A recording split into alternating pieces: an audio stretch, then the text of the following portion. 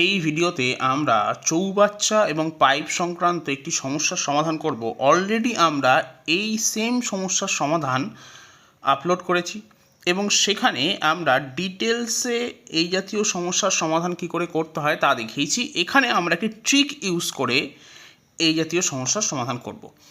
এখানে বলা হয়েছে এ নলটি একটি খালি চৌবাচ্চাকে 12 মিনিটে পূর্ণ করে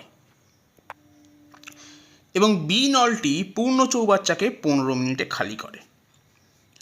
এ নলটি প্রথমে খোলা হলো, তারপর 1 মিনিট অন্তর নল দুটি খোলা হতে থাকলে কতক্ষণে চৌবাচ্চাটি জলপূর্ণ হবে তা জানতে চাওয়া হয়েছে।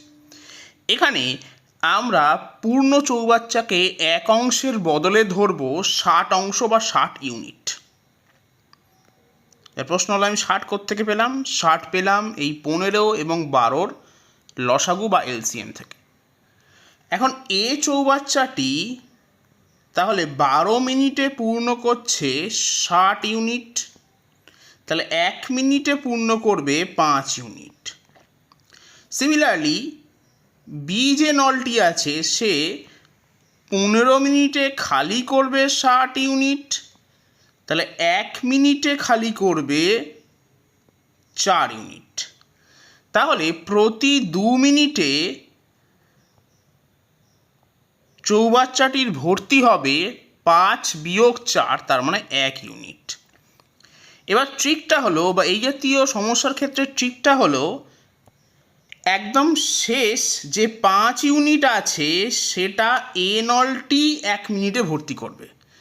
তাহলে শেষ 5 ইউনিট যদি শুধু এ নলটি একা ভর্তি করে তাহলে বাকি পড়ে থাকা 60 বিয়োগ 5 অর্থাৎ 55 ইউনিট ভর্তি করবে এ এবং বি নল একত্রে।